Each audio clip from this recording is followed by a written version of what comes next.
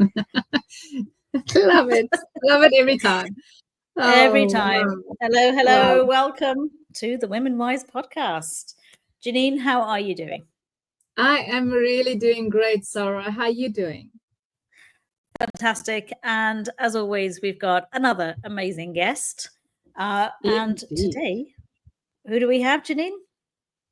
Oh, before we head into who we have with us today, I just want to remind everybody about our mission. And our mission is really to create a space for women to have a voice, to be heard, share their stories, and also their journeys to truly inspire others. And this is where we have our amazing guest today, Yvonne Postma, where she's an amazing teacher within Dubai, and she's an author. So a lot of things going to be shared today. Yvonne, a warm welcome to Women Wise podcast. Thank you for having me. Very excited to be here. Lovely to have you. I don't know what's going on with my technical side of things today. It's all going haywire. StreamYard have changed things, and I hate it when people change things because it's like, no, this was working perfectly fine before. So here we are. Yvonne, welcome to the podcast. How are you doing? I'm very well, thank you. I'm very excited to be here and to meet you, and and share some stuff about what I do. Amazing. Awesome. Love that. Yeah, why don't we just dive straight in? So, Yvonne, tell us and our listeners what is it you actually do and a little bit about your journey to where you are today. All right. So I'm a teacher. I teach music at one of the schools in Dubai. But ever since I was young, I've been writing. I was a little girl when I think I bored my English teacher to death with everything I wrote. But every week, he was just, at least he pretended to be really excited to look at what I showed him. And it could be poems and it was short stories. And it was always so lovely. And he really showed me that no matter what age you are, you can write. And of course, none of that was ever published, but I was just really excited that there was someone who was encouraging me. Then when I came to Dubai, I came here in 2009, I'll have you know. Excuse me. Couple of years later, I was actually teaching a year 6 class at another school. And one of the things I really wanted to do is share my love of writing and reading and English with my students. And I found some literature about creating what is called an author's corner in your class. And I was so excited. So I bought this book, and in it said, if you want to really teach your children, your students, how to do this, you need to model it. And I thought, oh, I can do that. So that summer, I actually went on holiday with a darling friend of mine, Veronica, and we went to Italy for a month. And I thought, oh, you know what I'll do? As I'm on holiday, I'll buy a little notebook and a pencil because I hadn't brought that, and I'll just write a short story. Then I've done that, and then when I come home to Dubai in September, I can use that short story with the students. But then I enjoyed myself, and this short story grew and grew, and it became a medium story, and it became a longer story, and became an even longer story. And as I said, darling Veronica, she read it for me, and she was just like, you need to do something with this. That turned into novella that did get published. But as you do, I am 14 years on, I think, from publication from that. And now when you look back, you kind of think, oh boy, I wrote that. I would do so many things so different now. So now in October of 2024, I actually had my new novel published, Hidden Among the Branches by me. And how that started, it was actually a friend of mine all the way in Canada contacted me and said, oh, have you ever heard of something called NaNoWriMo?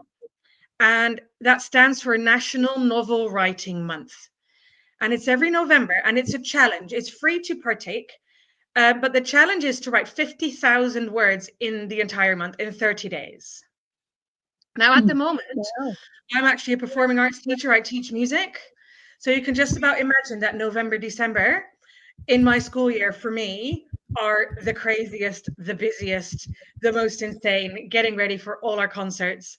And I absolutely love my job. I love doing everything with my students. But I was like, I can do that challenge. I mean, how hard can it be? 50,000 words, that's nothing. 50,000 words. And I believe it comes down to an average of something like 1,500, give or take, a day. And when you say that really quickly, you're like, well, easy? It wasn't easy, but it was great. I had a story in my head, and I thought, well, my friend can do it, so can I. So we both took part in NaNoWriMo, and sure enough, by November 30th, I had written 50,000 words. Wow. That's Thank amazing. you. So I got the T-shirt. And so then another month later, by the end of December, I had actually finished the first draft. And that's when the real work starts. The first draft is actually the easy part. But then editing. So the editing took 9 months.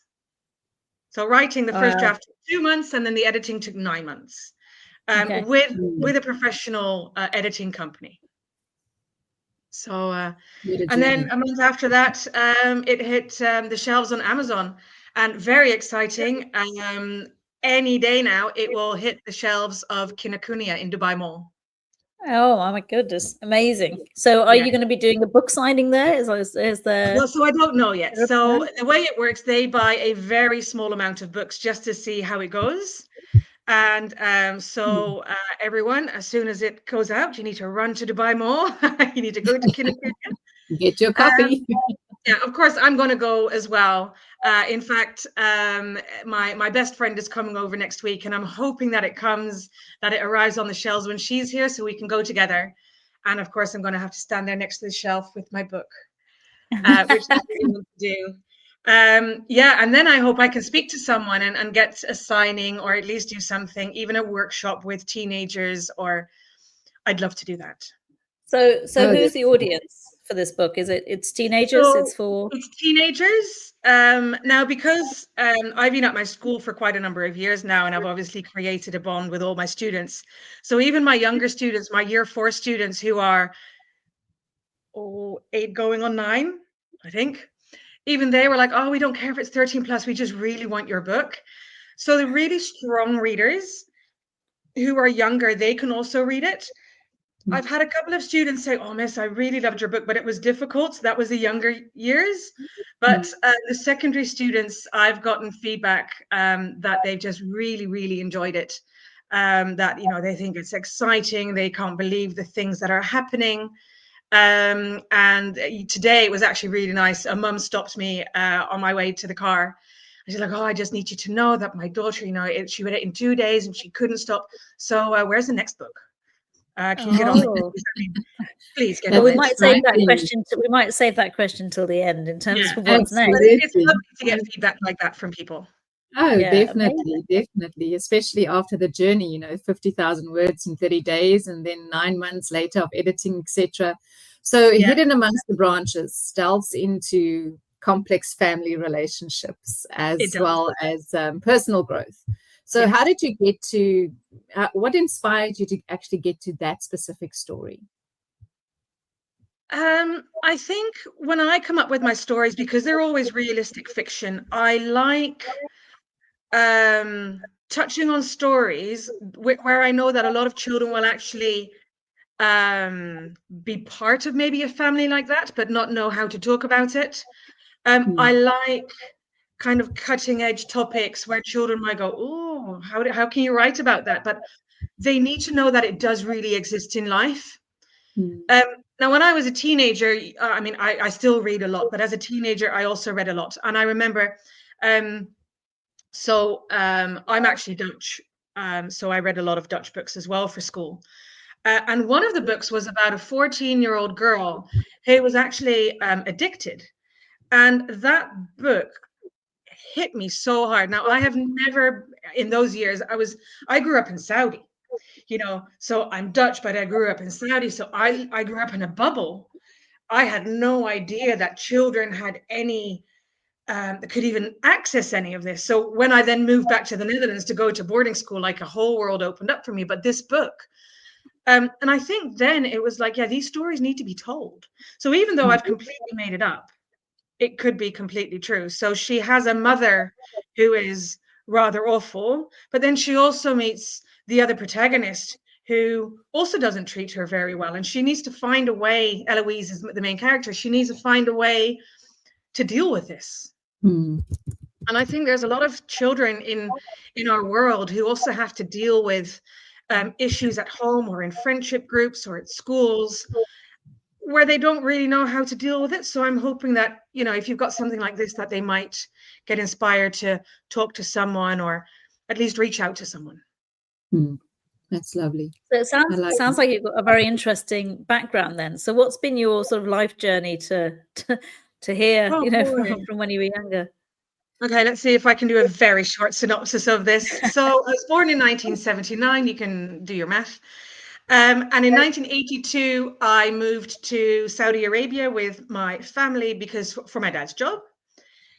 In between, so I was there for quite a long time. In between, we went back to the Netherlands for a couple of years, but then we moved back to Riyadh again. And then in 1992, I went to boarding school in the Netherlands, where I stayed until 1997, where I did my, I was an IB graduate. Then I went to Teachers College. I taught in the Netherlands for 8 years. Yeah, 8 years. And then I think it must have been 2008 where I thought, I really like what I'm doing. But growing up in an international setting, I missed that. I missed speaking English. I missed being around international students. I always had lots of friends, but I was always I wasn't the weird one per se, but I was the one who had like a really weird life growing up. I spoke 2 languages. I'd seen the world. I had grown up well-to-do with my family. And so I would sometimes in a conversation say, oh, you know, when I lived in Saudi, and you'd see people go, oh, here we go again. And I was like, oh, that's not how I meant it. It's just my life. So I wanted to go back into the international setting. So I think when I arrived here in September of 2009 and I walked into an international school, I think I had a smile this big on my face because I understood these children and these children understood me. I was no longer weird for having lived abroad. So that's 16 years now, and I still love where I am. Amazing. Yeah, traveled everywhere. So are you quite an unusual sort of teacher in that respect then, in the fact that you've lived, you know, particularly in the Middle East and then come back here to work? Or is there a sort of a cohort of teachers who've had that experience? No. So my very first school was actually here in Dubai, was actually an international baccalaureate school. And I think in schools like that, you will find many more expat children who have now become teachers. And I think because that's the IB philosophy as well. I'm currently in a different curriculum where most teachers are from one part of the world. So I suppose maybe I am different, but I've never felt that way here. Because you fit in with the students, like Yeah, exactly. You've got that connection. Yeah, exactly. Yeah, I remember a couple of years ago there was a student. It was spring break, and I asked my class then. I said, "Oh, is anyone traveling?" And one of the girls was like, "Oh, yeah, we're going to Egypt." Yeah. And I'm so sorry. but you know what? But I understood it because every holiday they would go somewhere, and I said, "Oh, why don't you want to go to Egypt?" And her answer was, I just want to stay where I live and play with my friends. Yeah. And she didn't want to travel. And then if I had been back in the Netherlands and one of the kids had said that, they would have looked at you going, you are such a spoiled brat. She wasn't being a spoiled brat. She just wanted to play. Yeah. And have a rest. Because it's pretty full on here. I don't think a lot of people realize, you know, it's early start, you know, there's the after school activities, the school days full on. Exactly. You know? They're long days.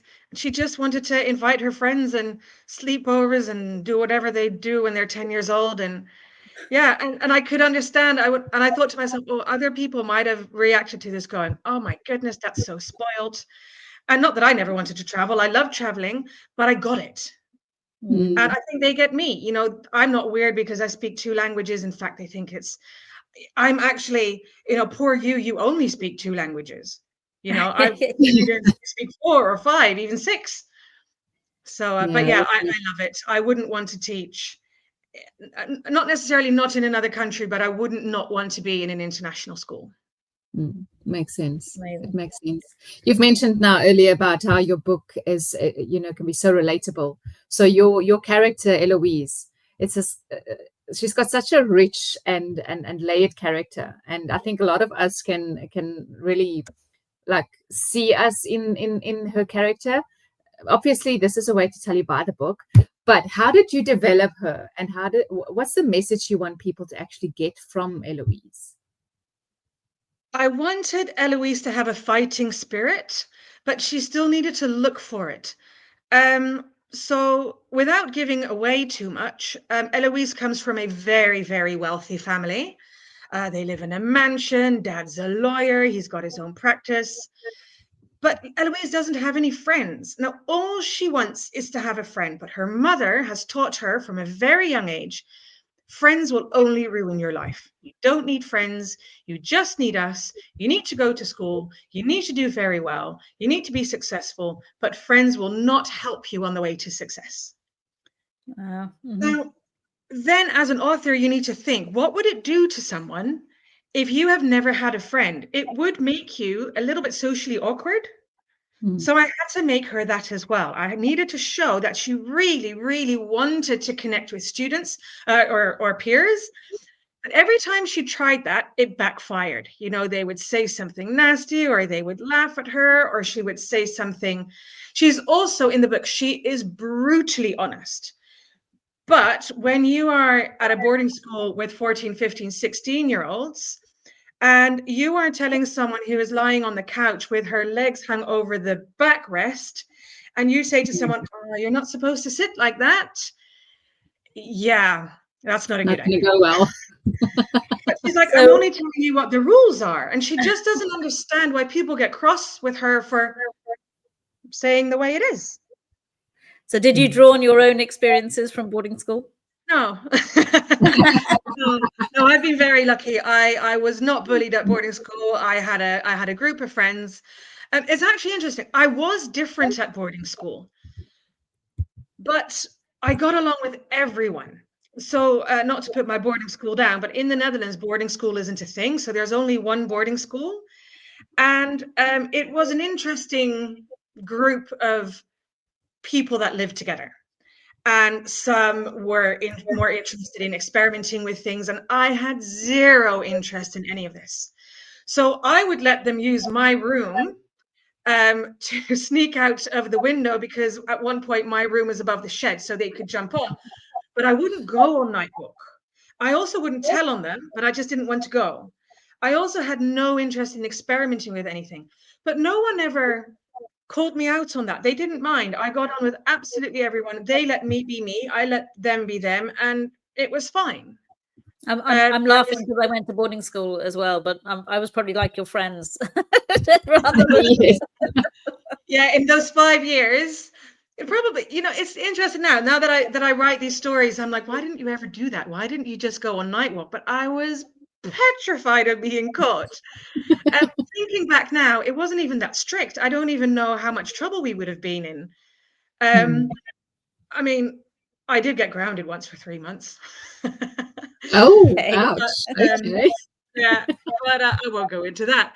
But even my parents thought that was a bit harsh. But yeah, I just wasn't that girl. So I think I watched from the sidelines. I had lots of friends. I got on with absolutely everybody, and they just let me be me, which was probably quite unique, because just didn't do what they did. Yes, and in real world, it's not always like that, like what you experience, but people are supporting for who you are. And I think that's what makes this character Eloise so like highlighting your book in a very big way for people to really relate to who and what she is. So just a quick question with regards to the audience. You've got quite a, because we talked about audience before, and it's quite a wide size of audience. What is the most rewarding feedback that you've received since you've released this book? Oh, wow. So a girl at my school came a couple of weeks ago. She read the book apparently in one sitting, and she came to me and she goes, Miss, because of you, I'm now also going to write a story. And Oh, I think also because I'm a teacher at heart, I've been a teacher for 25 years. That was just so awesome. I love it when they come to me, oh, Miss, it's the best book I've ever read. But don't forget that the students at my school, they know me. They also want to be really kind and they want me to love them all. And I do love them all. But she said, I am going to write a story. Will you help me? And I went, absolutely, I'll help you. You know, so That's so when you've beautiful. written something, let me read it and I'll help you. I haven't received anything yet. I'm waiting for that. But That's so nice. yeah, and what you said with a wide audience. So yes, it's geared for 13 plus, but I've had lots and lots of adults read it. My dad is one of them, and he said to me, it doesn't feel like a young adult fiction novel, even though it is. So I think age-wise, if we think to, for example, the Harry Potter series, J.K. Rowling wrote that for a children's audience. But what I love is that children love it, but adults love it at the same time because they look at it very differently. And I'm just hoping, yeah, that from say 10 plus, even though it's been marked as 13 plus, but I think hopefully from 10 and up, people will enjoy it. I love that So that child came to you because, sorry, Sara, because the book is also now creating their minds to be creative as well. So yeah, I can imagine that was a very, very heartwarming, emotional. and meeting the author of the book, you know, or knowing the author of the book is always, you know, it makes it so real for them that, oh, this is something that, you know, I can do. It's not this sort of far away, you know, sort of dream that's very, very remote. So in terms of actually writing, go on.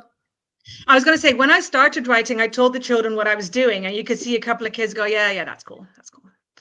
Good for you. But then when it came out and I sat in school and I was like, here it is, they actually went, oh my goodness, you actually did it. And then they were like, that is just so cool. And then they wanted to know everything about it. So, you know, even if I've just inspired one or two children, that would be, I'd love that. And in terms of the challenge of writing a book, what do you think was the biggest hurdle that you had to overcome? Oh, editing. Okay. No doubt about it. At some point, so the story's in your head, you know exactly what it needs to say, and you actually miss things.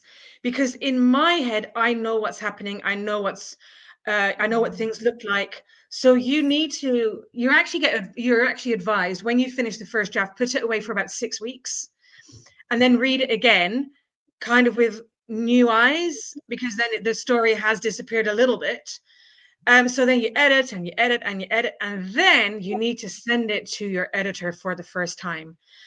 I can tell you that is scarier than sending an essay to your English teacher growing up. Because now this complete stranger that you have found, who is now going to be your editor, is going to tell you in no uncertain terms what they think. And as teachers, we still try to be quite nice. You know, oh, this was lovely. However, you know, you did that really well, but let's look at this. So I just thought that the first feedback I was going to get, I would be blasted to pieces. That wasn't the case at all. I have a lovely, lovely editor. She's wonderful. She did actually do what we do as teachers. This is really good. I love this. You need to fix this. So when I got into the flow of that, I started enjoying it. But I was telling students now, or someone who asked me yesterday, you know, I want to write, what's your advice? And I said to her, just sit down and write from A to Z. Don't go back, don't edit. You can add things if you're thinking, oh, I've just done this, but I need to go back because in order for this to happen, first this needs to happen. That's fine.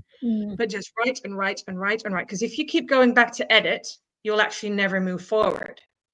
Really and that was the best advice. Yeah, that was because I did exactly what I just said not to do. I wrote a chapter and then I went back to edit it. A week later, I was still in the same chapter. I'm like, I'm not getting anywhere. And someone said to me, no, just keep writing. So the first couple of days, I found that quite scary because I thought I need to go back. I need to edit. I need to fix it. But it was so, it was such a release when I could just write. and just get the story out. And then I went back to fix it. So my own edits, there was about 6 months of it before I sent it to the editor. Right. I must have Long 15 rounds of editing. And by the end, I was very sick of my own book. Can't read this And anymore.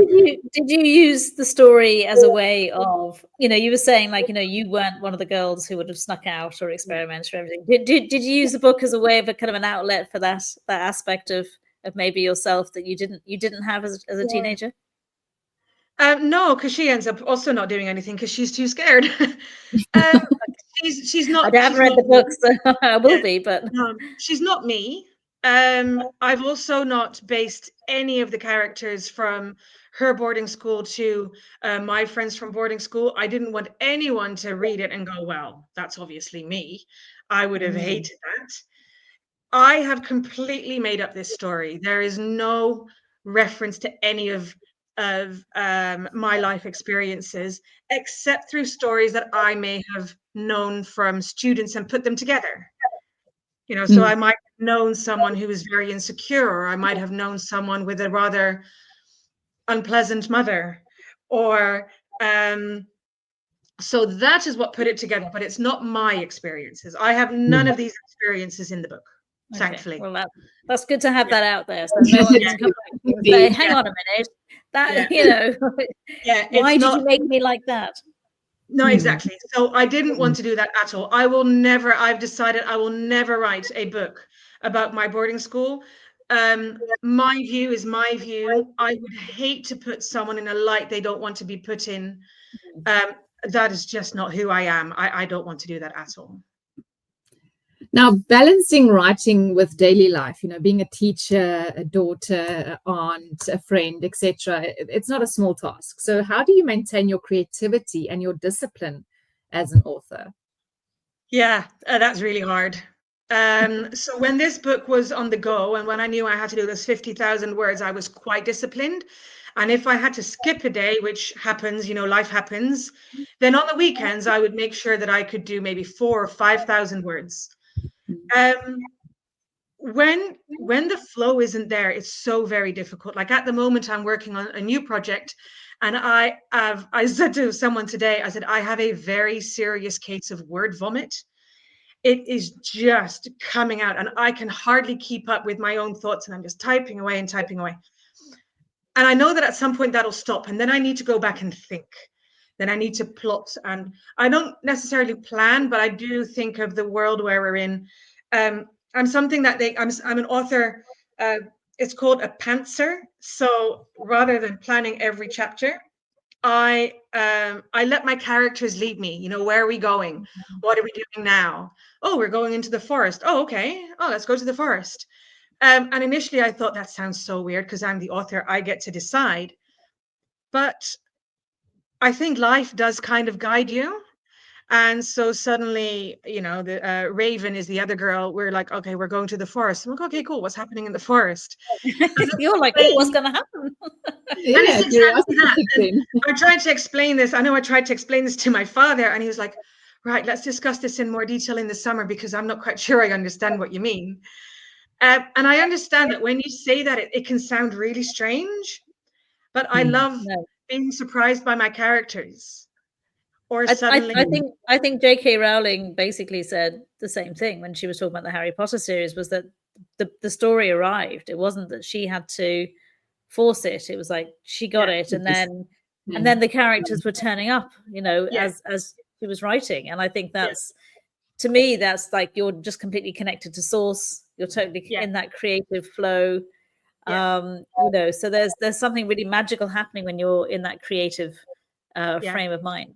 Yeah, and it's just so fun when you're in the flow. And as I said, that will stop. The flow at some point will stop. Then you might go back a little bit and just read through and just say, okay, can I get some ideas from what I'm reading now? And then what I also find at some point, I just need to keep typing. And what I would do, I would type and type and type until a character started doing something. And what I would then do, I would kind of highlight what I just typed, maybe in like red, knowing I need to come back to this. It's almost like a little a bridge between what I'd done and where I was now. And I needed to fix that, but I needed that bridge to be able to continue. So, and then in my editing, I would come back to that. And I'd very often laugh and go, yeah, that's a good thing you highlighted that, because that's really, really awful. But, you know, it's good to laugh at your own writing sometimes and think, oh my word, what have I just written? It's almost like you're keeping yourself accountable by highlighting it in red. Totally. Yeah. Or, you know, when you're writing something, or sometimes, you know how some programs you can do like a little post-it next to it. And I would just say, fix, exclamation mark. But yeah, you need to keep yourself accountable. You need to, you need to look at what you're doing, and does it make sense? And is it good? And are my readers going to understand this? Yeah. So that's how I keep going. I've not done anything. Yeah. No, go on. I was going to say, I've not written anything for a couple of months, but since a couple of days, as I said, serious case of word vomit. So for my new project, I'm just in the flow completely. Okay, now I have 3 questions then. So one question is, when you're in the editing process and an external person who, you know, obviously they're reading it for the first time and then they're giving you feedback, how do you cope then with that feedback? So the first time I opened it, I'll be honest, that was really scary. Because again, you know, when you're at school, you're so used to your English teacher taking a red pen and going, right, here we go. And you get it back and you're 16 or 17, you're like, yeah, whatever, you know. But now it was almost like, am I going to take this as a personal affront? You know, like, how dare you? But that wasn't how it was at all. So editors are so skilled in keeping your voice. So they read through what you've done a couple of times to just say, okay, so what's this author's style? And they never, ever, ever want to change your style or tell you, you have to change this, or you need to use this tone of voice. So there's all sorts of editing. There's line editing, there's developmental editing, I could go on and on and on. And you need to say very clearly what you want. So I obviously wanted the line editing, which is all about grammar and punctuation and making sure it makes sense. But I also wanted the developmental edit, saying, does it make sense? A developmental edit is something as simple as, if I have given her a green sweater in chapter 1, but in chapter 5, it's suddenly turned into a blue sweater. The editor needs to pick up on that and tell me, yeah, you need to fix that. So it's a bit like continuity then in kind of, movies and TV series. Yeah. Okay. Or sometimes it would be like, okay, have a read through this paragraph. I'm not entirely sure what you mean. Can you clarify? Or, but also grammar wise. So I've learned so much. I thought I was quite impressed with myself. I sent this to her and I thought she's going to think it's brilliant. There's nothing to edit. And then I got it back, and the first time you open it, you're like, oh my word. Must be daunting, I like to think, because I got good grades in English, growing up. But just grammar things that just snuck in over the years, and that all needed to be fixed. And you're like, okay, I need to go and fix all of this. Words, for example, the word that. You can, 99% of the time, you can actually remove that word from a sentence.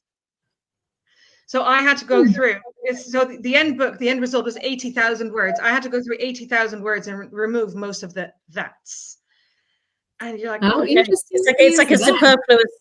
It's sort of a superfluous word then, in terms of the meaning of the sentence, and it maybe makes it a little bit more cumbersome. Yeah, if you take it out and you read the sentence, you're like, oh yeah, it's still a perfect sentence, and it's less to read. It's just habit of adding the word. Yeah, I have always written Mr., Mrs., and Miss with a full stop after it. No, not in books. So really? Do you know how many times you write Mr., Mrs., or Miss in a book? So all of those had to go. And of course you can do that with replace. I mean, I'm not saying that I did that one by one, but those are the things they look at. So the first time was daunting, and I thought, am I going to take it personally? But I didn't. And my editor actually edits in batches. So I would send her between 12.5 and 15,000 words in one go. So we had about 6 or 7 batches. And I started to really look forward to receiving her feedback again. Oh, amazing. So yeah, so that was really nice. The first time was scary. And then after that, it was just great. Yeah, but also with the feedback, you're now learning and you're growing, and it means that you can Yeah, add what you learn with the next yeah, book and the next project. So yeah. So I'm trying that's now. When nice. I write now, I'm like, not that, not that. This one doesn't have Know enough. that. Yeah, know that. Know that. And also not writing, giving time. So not saying now she went. I mean, that's a terrible example, but the words now or well, yeah, anything that relates to now, take all of that out as well, so that Okay. it stays quite timeless. You don't have Okay. to say 3 days later. No need for that. Oh, Mm, interesting. Okay. Yeah, very interesting. yeah. And how did you know when you were done? Like in terms of the edits and everything else, like at what point did you go, okay, this is it? Like how is that decision made? At some point, you need to stop. You have done a million edits. You've got it back from the editor. You've read it through again. You've had proofreaders. I actually had one of my students proofread it for me. And then I had 4 more. So she did the first edits, not an edit, first feedback. Then I had 4 more students who proofread it for me and gave me feedback, which was fantastic. And then at some point you need to say, okay, I'm done, because Hmm. you could edit for another 10 years. I'm That's what I was sure. wondering. Like at what point do you just like there must be something that you just think, okay, it's never going to be 100% perfect because nothing is. But there So must be my a point where you're editor thinking had this sent me is back. going to be. Yeah, so we'd done the 6 or 7 parts of editing. Then I got it back. I changed all the edits, and then it went to the editing team one last time as a full manuscript. And then in this editing company, it then was given to 2 editors to do a last check. Then I got my final edits back, and once I'd finished that, I had to go. Done. Hmm. And then, yeah, it goes into formatting. Amazing. And was there ever any temptation to use AI like ChatGPT or No, things like that to? no. I even got there's a line on the copyright page to say no part of this book was used. AI was used for. Amazing, because there's With probably a big AI, temptation. yeah, I am not opposed to AI. For example, for brainstorming, or like I am trying my hand at a fantasy series now, and sometimes I need to come up with names. I have no issue using AI for that, but Mm, I will not ever ask AI, write, this is what I want, write this chapter for me. Oh my goodness, I couldn't look myself, Hmm. in the eye. That's just not me. yeah. I don't mind it. There's AI programs to check grammar and spelling. I have no issues with that. Yes. But it has to be from your hand. Yeah. Yeah. Well, We live in a Especially very this kind of family, genre, it yeah. needs to be authentic as well. Yeah, we So, live in a Yvonne, very, very modern world. Yeah. my question to you would be aspiring writers, especially women, looking to share their voice and what advice would you give them if they are stuck or whatever it is that they feel? What advice would you give them? So they've already started writing, but they're stuck. Yeah, Yeah. let's go with that. Okay, talk to a friend. Brainstorm with a friend. Tell your friend, okay, sit down. I need to talk to you about my story. I'm going to tell you what it's about. I am stuck in this moment. There is a moment in my book where Eloise's father has done something. I don't really want to elaborate. And I couldn't figure out what I was going to have him have done that was so bad. So one of my friends was here for lunch, and I said, right, listen, I need to tell you. And for about an hour, we just spat ideas. And suddenly it was like, I've got it. I know. And after lunch, I went, okay, now I can sit down and I can go. There is nothing wrong with asking someone to brainstorm with you. You know, Lovely. that's what friends are for. If you do any other type of job and you're stuck, you'll ask a colleague, hey, listen, help me out. So why not here? I Hmm. have absolutely no issues with telling people what my book is about. People are like, oh, they'll steal your ideas. I'm like, yeah, well, they'll have to write it first. So let's see who gets there first. So, and that'll be me. I love that. Ask for help. Yeah. Because we're Yeah. definitely not alone on earth. So I love And that. and when you write, as I said, sit down, open your Word document, or, I have a software program that is for authors. If you think this is something you want to do, invest in that. There are wonderful programs out there. Sit, head down, bum up, type. And just type and type and type and type and type and type and type. Don't go back. Don't look at what you've done. Get that story out and then go back and fix it. I said to someone the other day, I said, you need to think of your first draft as like, I can't draw at all, but if you're drawing a horse, right? You start with the outline. If you can't draw like me, you start with the outline. That's your first draft. Then you go back and you make it into a horse. So my first draft was the outline, and then I went and made it into a story. And you need to learn to start loving the editing, because the editing, I thought, oh, no, I need to edit. But that's the part you need to start loving. That's the part where you need to go, okay, I am going sentence by sentence. Can I say this better? Can I make it shorter? Can I make it clearer? Can I make it punchier? And that's hard. And, when you've got 80,000 words, that's a big job. Indeed. Indeed. And I think it's also, you need to trust the process. Yes. Because it is exactly that. It's a process. Yeah. And if you like Facebook groups, yeah. No, sorry. So did you self-publish? Yes. Yeah, I self-published. I thought about that long and hard. I wasn't quite sure what to do. My first book was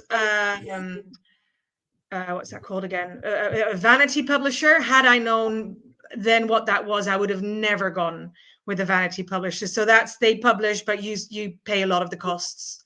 You will never, ever, ever get that back. So I've self-published and have to do my own marketing, which I enjoy the writing part of the book.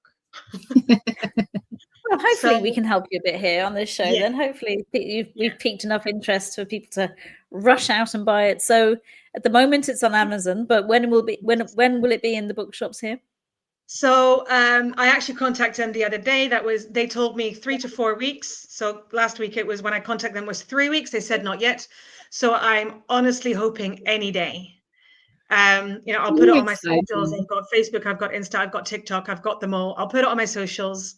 I'll go in, I'll take a photo, because that will be a very proud moment when it'll, when I can show my face next to my book that's on the shelf.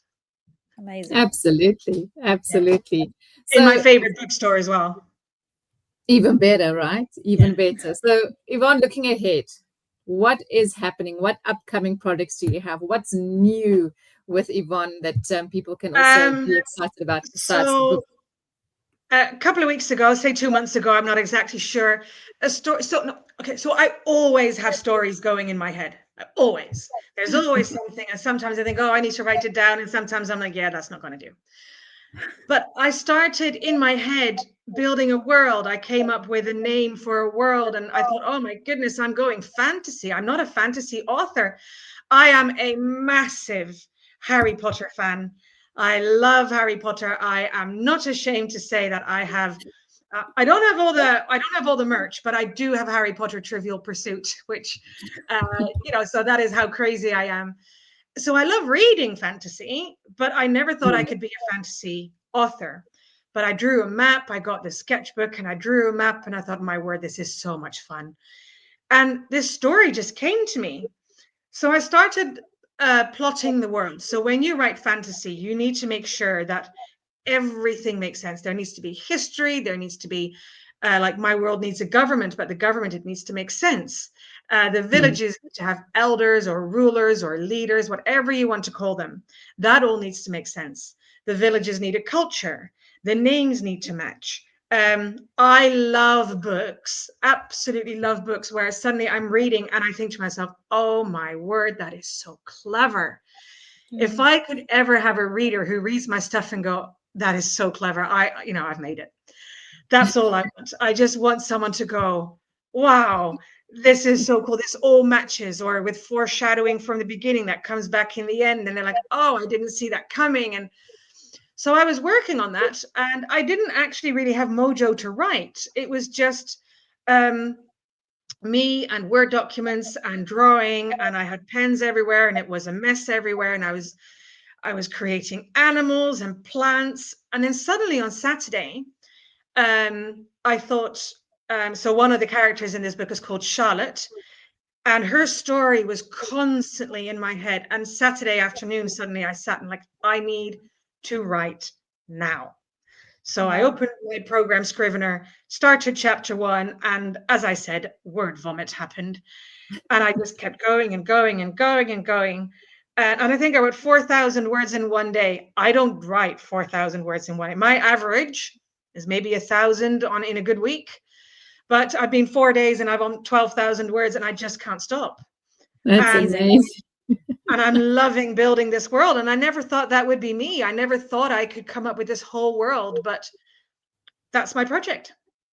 Ooh, And it exciting times. It sounds then that if you're building a world, that this is going to be a series. This isn't just going to be a one-off. They were like, oh. It's very scary to say what I'm planning, because now I need to make it, make it come true. So there's 8 villages in the world of Elderwin, and every village is going to have its own book. That's all I'm telling you. Okay. Well, that's enough. After my first draft, I might think, I need to change things. But it's going to be called The Crown of Elderwin. And every village has something to do with that. And there's going to be mythical animals, and there's going to be magic. There's going to be realism. There's all sorts of things are going to happen. I think you've created enough curiosity for people to buy the first book and wait for the second one that's coming out. It's going to be a series, ladies and gentlemen. So, woohoo! Exciting times. As I was told today by someone, can you hurry up, please? So I'm working on it. Love how people are supporting you. It's absolutely fantastic. Oh, it's Yvonne, amazing. I can't believe we're going to almost an hour. Sara, do you have any more questions? Oh, I've got loads of questions, but I think, because I think everyone probably feels they have a book in them. So we asked the question about if you were stuck. I mean, that's me. I'm stuck, so I'm halfway. But it's not fiction. It's a different type of book. So, but yeah. But even with that, maybe it would be so nice if people listen to this. Maybe they can contact you and say, "Listen, I'm also stuck," and we get a group together. Come here and we'll do some brainstorming together, and we'll do it's almost like book coaching each other a little bit. Come for a couple of hours, talk about your book, and we'll help each other. That's something I would love to do. So if if you're stuck, we could call it Unblocked. Oh, I love that. That is so good. That is so good. Yeah. So I think the whole idea of it's like a baby, isn't it? It's like creating a child. Yeah. This thing belongs to you, and then eventually you have to give it to the world and let the world, let it go off, and it's kind of grown up now. But it is that feeling of, so there is a little bit of reticence maybe to kind of share it sometimes, because you're thinking it's so personal. Even if it's not a personal story about you. Yeah. When you get positive feedback, that's lovely. But the day when you get negative feedback, that it crushes you. I haven't been there yet. But maybe also people just don't want to say it to my face. But yeah, you've worked so hard on this, and you're so proud of what you've created. And I've got lots of people ask me, have you created the book cover? I have not. So this was done by a professional cover artist. It's quite interesting though, that process, isn't it? Because obviously they've got to read the book. So they don't actually. So they don't. No, because the book wasn't finished when she started designing the cover. So you need to give them a synopsis. You need to tell them. So the color sapphire is big in my book, and also emerald. So I told her that those 2 colors need to be the main thing. And I don't know if you can see it on the camera, but so this is the girl's outline of her head, and then there's a tree. Let me see if I can make it. There you go. Is that you? Oh, no, I want to put you in there. Don't want me in there. Oh, I don't know what's going on. That's okay. No. So a big there's where she lives, so not the boarding school, but her own house. There's a willow by the lake, and a willow is said to keep secrets. So when you talk to a willow, it will keep her secrets forever. And she doesn't necessarily talk to the willow, but the willow is a very dominant presence in where she lives. So I said, I need blue and green. I need a willow. I want, I want original letter type, and I want my name to be really clear. And then she went and designed something, and she sent it back to me, and I said, I hate it. Can you do something else, please? And I hated myself. Wow. Absolutely hated what she came up with the first time, and I almost cried. I'm like, oh no, please. I said, I want this. She had an example of something else, and I said, look, I want you to take that example. So she's never read it. Oh, She's never read it. Yeah, that's That's really very interesting. amazing. Yeah, Yeah. I just assumed that they would have to read it, kind of get a feel No. for the book and everything else. Yeah. So that's incredible then that they can just take your, obviously, if you Yeah. gave them an example of something you wanted, Yeah. then that's different. Yeah. So And the you had cover to really- find your own, Yeah. you had to find everyone yourself, your editors, your proofreaders, your Because cover. I was self-publishing, I did it all myself. So I am on several Facebook groups which are completely geared towards authors. And you can put out a question. Look, this is my novel. This is what it's about. I'm looking for editors. And then many of the editors just say, right, send us 1,000 words or 1,500 words. We'll do a free sample edit. And then you have to go eeny, meeny, miny, mo. And I hit the jackpot. And I think the best thing that happened is that my editor wrote the blurb. I can write 80,000 words, no problem. The blurb is the hardest thing to write. Yeah. How do you make a synopsis that's going to be, Yeah. really Well, I did engaging and kind of get the yeah. essence of it? Yeah. My wonderful editor, Danny, did that for me, and she sent it to me, and I was like, oh, yeah, well, you've obviously studied for this, because it was brilliant. That's an Yeah, it amazing wasn't skill, isn't something- it, to be able to do that? Oh, my goodness. And I see so many people on these Facebook sites, oh, I'd really like to get into editing full time. And I'm just like, oh. You have to I'll really get to love writing it. full time, no problem, but someone else needs to edit it. Yeah. That is crazy. I love that you shared your journey and your incredible insights. And I think you've helped a lot of people if they ask or when they are stuck with what you've shared, is just ask for help and go through it and go from A to Z and then go back. Your story is truly inspiring, and I think that there's a lot of conversations that's going to take place, and I'm sure that we're going to have you back for the second project that you're busy with. Very exciting. Very working exciting. on it. You need to be a little bit patient. So will you visit the schools here, apart from obviously your own school where the students have read it? Have you contacted schools to say, I'm here, it would be something that would... I haven't yet. It is something I really want to do.